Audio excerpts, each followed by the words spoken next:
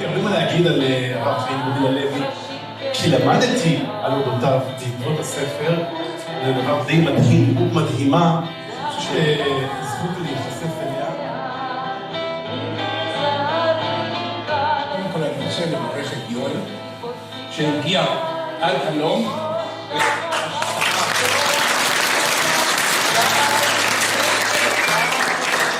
השקעה של הרבה זמן, הרבה מחשבה, הרבה יכולת של ארגון חומר רב. זה בדיוק התפקיד של החוקר לקחת מעין חומר גלם ולשלב אותו ביחד ולהפיק יצירה.